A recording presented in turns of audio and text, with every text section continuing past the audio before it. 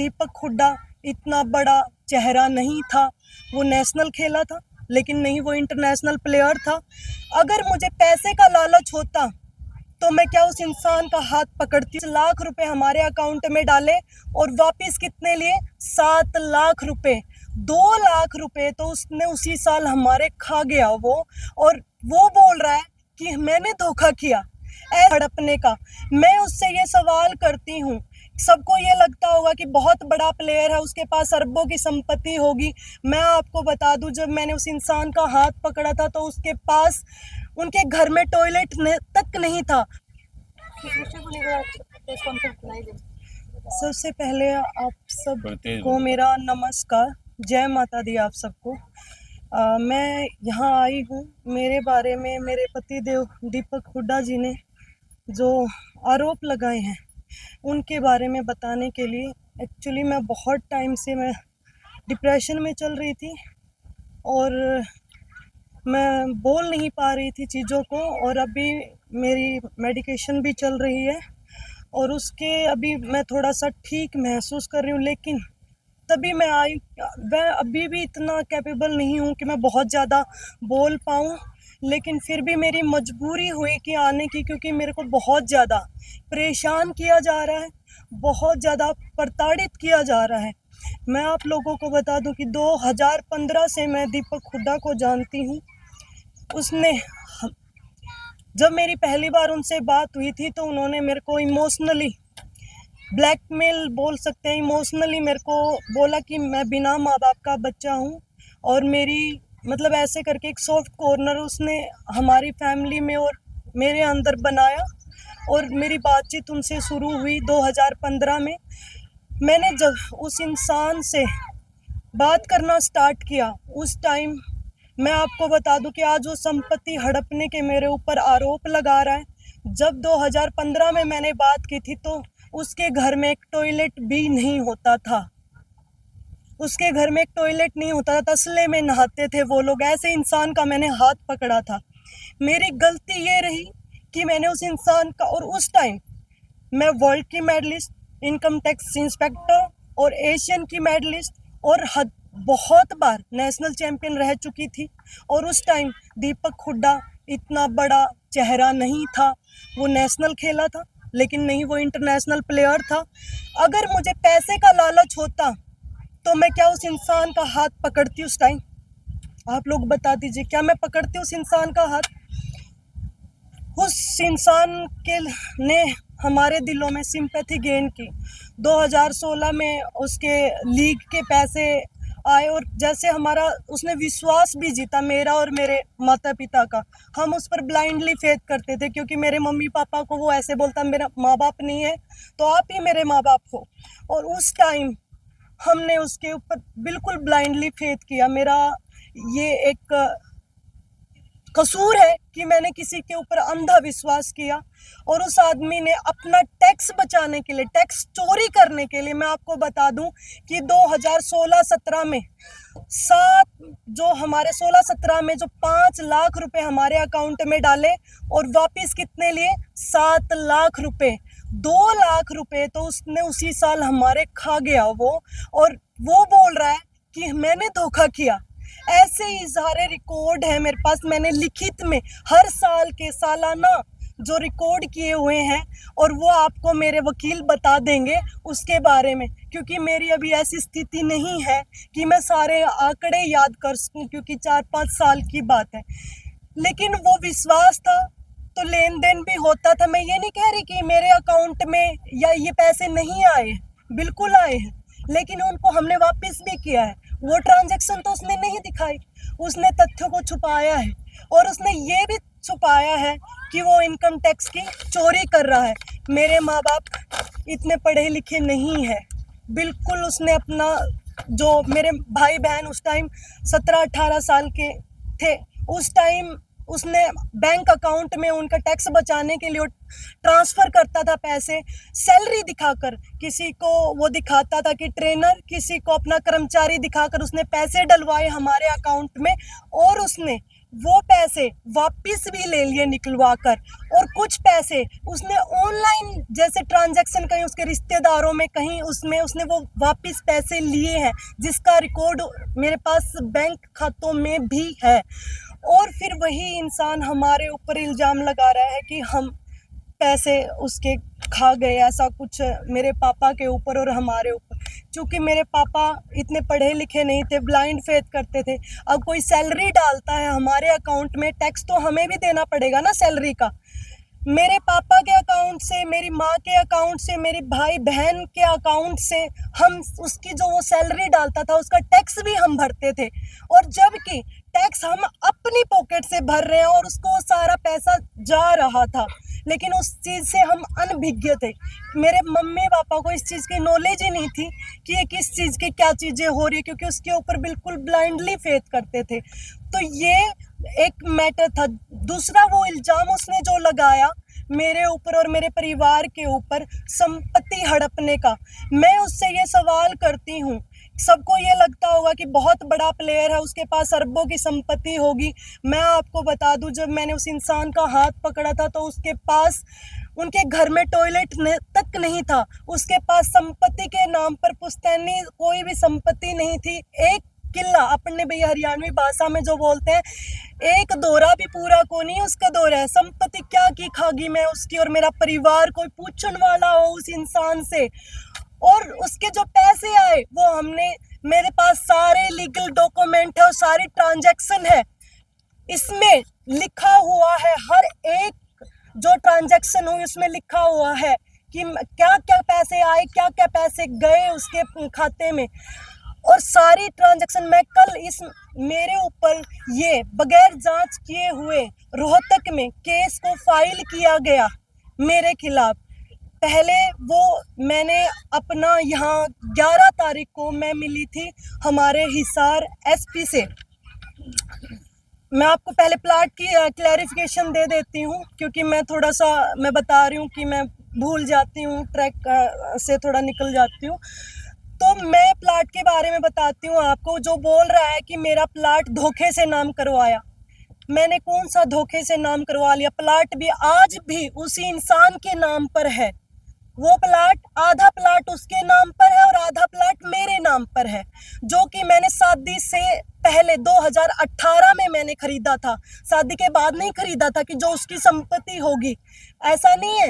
As a wife मैंने उसकी कोई संपत्ति पर कभी कोई अधिकार, मैंने 100 रुपए भी कभी उस इंसान से नहीं लिए हैं। मैं आपको बता दूं, उस इंसान का मैंने 2018 में जब मैंने प्लाट लिया, मेरे प्लाट की सारी ट्रांजैक्शन मेरे खाते से की हुई है। वो खाता भी यहाँ पर है, उसकी सारी डिटेल मैंने रोहतक पुलिस को भी दी हुई है। तो वो प्लाट के पैसे मैंने दिए हैं, तो वो प्लाट आधा उसका कैसे हो गया? और बात जहां आती है धोखे की, तो मेरे प्लाट पर उस इंसान ने 67 लाख रुपए का, हमने टोटल का वो प्लाट लिया था, उसका 33.5 लाख उसके रुपीस थे। 33 लाख रुपए देकर वो आदमी मेरे से बगैर बताए, मेरे से साइन करके, गुड फेथ में साइन करवा कर 80 लाख रुपए उसने HDFC बैंक से लोन ले रखा, वो मेरे को बगैर बताए, और धोखा मैंने कर दिया। अब ये बताइए मैंने कैसे धोखा कर दिया? प्लाट मेरा होने के बावजूद भी उसने मेरे को गारंटर बनाकर गुड फेथ में साइन करवाकर 80 लाख रुपए वो इंसान, उसने 67 लाख रुपए का टोटल, जिसमें से 33.5 लाख रुपए उसने दिए हैं और जो उसके नाम भी है। तो धोखा मैंने कैसे कर दिया? मैं पूछती हूँ उससे, कैसे मैंने धोखा कर दिया? धोखा मेरे साथ किया उसने बगैर बताए। 80 लाख रुपए आज भी वो लेकर बैठा हुआ है उस पे, और ये सारी ऑन रिकॉर्ड डॉक्यूमेंट्स के ऊपर मैं बातें बोल रही हूँ। और जहां अपने रिश्तेदारों के उसने जो पैसे लिए हमसे, जो उसके रिश्तेदारों के दोस्तों के खातों में ट्रांसफर करवाए हैं, जो पैसे उसने सैलरी के नाम पर मुझे दिए हैं, कैश भी लिए हैं उसने। कैश के अलावा आज भी मैं उस इंसान से ऑन रिकॉर्ड 20 से 30 लाख रुपए ऑन रिकॉर्ड भी मांगती हूँ। लेकिन उसने क्या किया? मेरे को बदनाम करने के लिए ऑन कि मीडिया में कुछ भी बोल दो, आपको है ना, आपको कोई भी सबूत देने की जरूरत नहीं है। उसने ये सोचा ताकि वो मेरे को बदनाम कर सके। और आजकल उसने अपना यूट्यूबर्स को बोलकर इनडायरेक्टली वीडियोस डलवा रहा है, कैंपेन चलवा रहा है। आजकल वो झंडे लेकर खड़े हैं कुछ कि आजकल तो लड़कियों का काम हो गया है एलुमनी के लिए तलाक मांगती है। मैंने उस इंसान को ये सब चीजें होने से पहले, ये सब केस डालने से पहले, एसपी को एप्लीकेशन देने से पहले उस इंसान को ये बोला था कि दीपक, हम इतने साल इकट्ठे रहे हैं और मैंने तेरी इतने साल तक मारपीट बर्दाश्त की है, तूने मेरे साथ इतनी जो जात तक की है, मैं अब बर्दाश्त नहीं कर सकती हूँ। हम ऐसे करते, आप मेरे को तलाक दे दो, मुझे आपसे एक फूटी कौड़ी नहीं चाहिए, लेकिन मैं नहीं चाहती कि मीडिया में आए ये चीजें। और उस इंसान ने मेरे को बोला कि मैं आपको तलाक नहीं दूंगा, मैं आपको जान से मार डालूंगा। उसने मेरे को ये धमकी दी। मैंने जब जाके ये चीजें, ये हमारे हिसार एसपी को एप्लीकेशन दी उसके खिलाफ, और मैं आपको बता दूं कि ये सिलसिला आज से नहीं, मेरी शादी के 4 दिन पहले से उस इंसान ने शादी, मेरी 21 दिन की शादी का टाइम हमने रखा था। मैं आपको बता दूं कि उसने शादी के 4 दिन पहले हम अपने रंग दिखाना स्टार्ट कर दिए थे। उस टाइम शादी के 4 दिन पहले वो मेरे से डिमांड करता, वो और उसकी बहन अलग अलग गहनों की, गाड़ी की, पैसों की उन्होंने डिमांड रखी। मैं इतनी फ्रस्ट्रेट हो गई थी, मैंने शादी के लिए भी मना कर दिया था शादी के 4 दिन पहले। तो मेरे पापा और मेरी मम्मी से उसने बात किया, जैसे हम सामाजिक आदमी है, मेरे पापा भी, फैमिली भी, तो वो मानते, वो बोले कि हम अपनी बेटी को तो बहुत सारी चीजें देंगे, भाई आप ऐसे क्यों मतलब वो कर रहे हो, स्वीटी को क्यों बोल रहे हो। मैंने उसको बोला अगर मेरे जैसी लड़की को दहेज देने की जरूरत पड़ रही है तो मतलब और लड़कियों का क्या होगा, जो नॉर्मल लड़कियां उनका क्या होगा।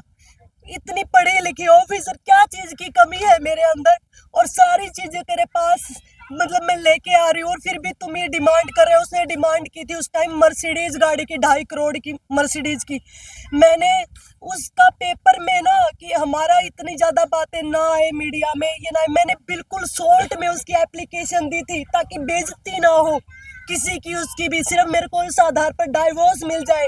उस टाइम भी मैं शर्म के मारे मैंने पूरी बातें नहीं बताई किसी को भी, और मैंने सिर्फ एप्लीकेशन दी। मैंने 11 तारीख को एप्लीकेशन दे दी, उसको पता चला, उसको बुलाया गया पुलिस द्वारा, वो इंसान आया नहीं, और उसने काउंटर में 25 तारीख को शाम को उसने सिर्फ दरखास्त दी थी झूठे इल्जाम लगा के अपने।